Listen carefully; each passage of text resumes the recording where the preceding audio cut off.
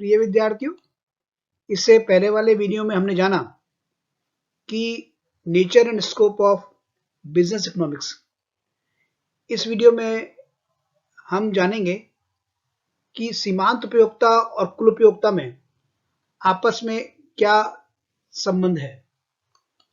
यह विषय BCom part first के विद्यार्थियों के लिए है। पेपर का नाम है business economics EFM paper first और मैं doctor Manu Sharad Pathak, department of EFM, Seth RL Saharia, government PG college Kaladera Jaipur.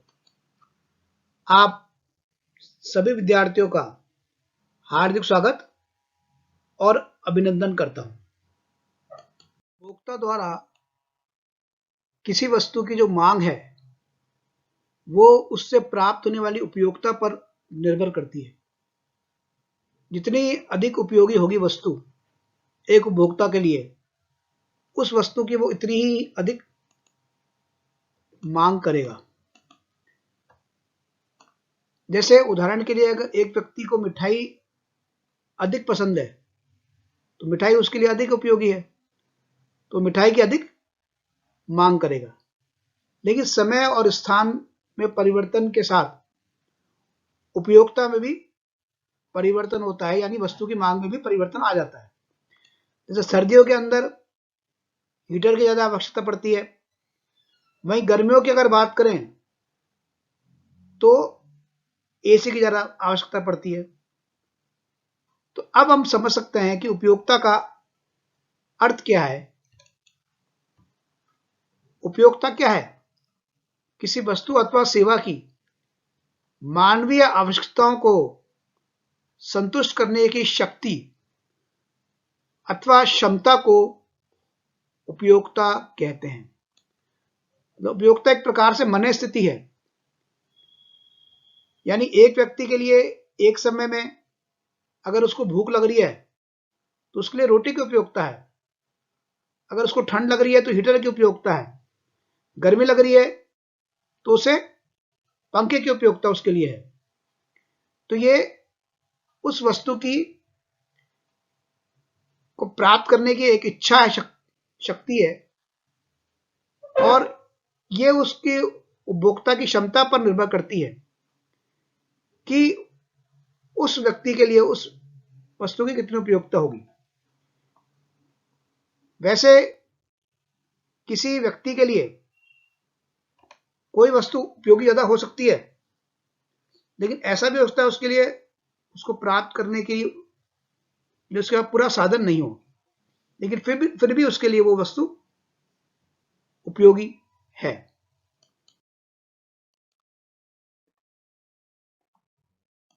ये जो संबंध है ये गणनावाचक दृष्टिकोण पर आधारित है, और गणनावाचक दृष्टिकोण ये कहता है कि उपयोगिता को मापना संभव है।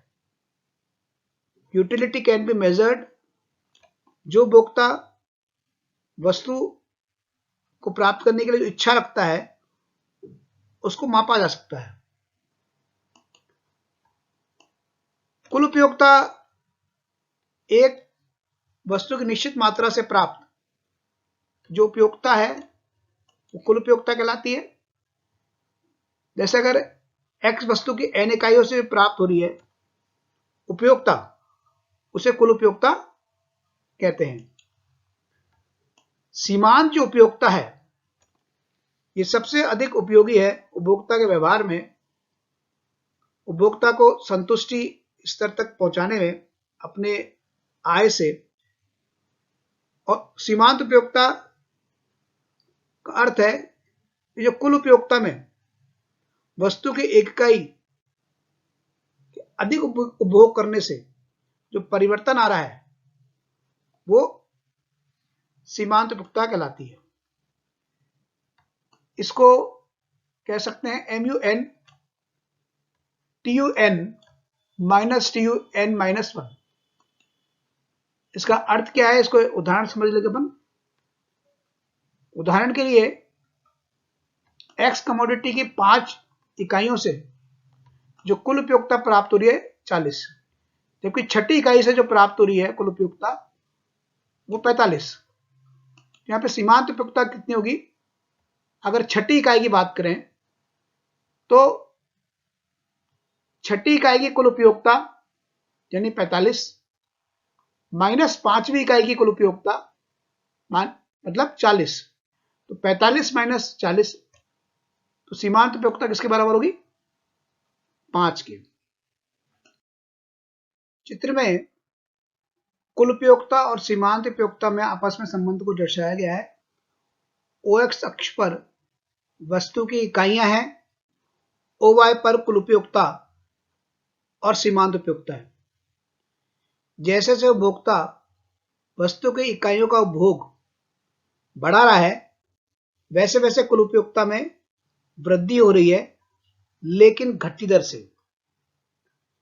वस्तु की चौथी इकाई पर जो कुल उपयोगिता है वो अधिकतम है, जबकि सीमांत उपयोगिता वस्तु की एक इकाई इस इकाई पर 0 के बराबर है।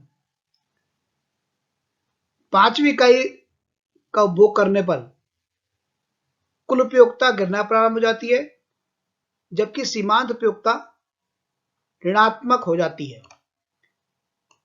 इसको टेबल में भी दर्शाया गया है।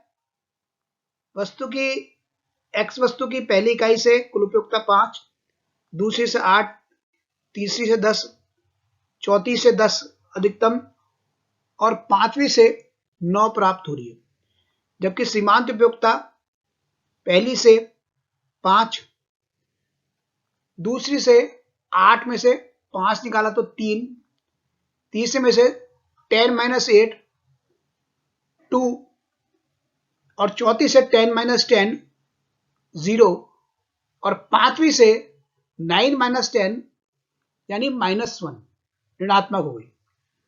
तो इस प्रकार जब चौथी इकाई का उपभोक्ता करता है तो उसमें जो कुल उपयोगिता है अधिकतम है और सीमांत उपयोगिता 0 के बराबर होगी, यानी यहाँ पे पूरा रूप से संतुष्ट है।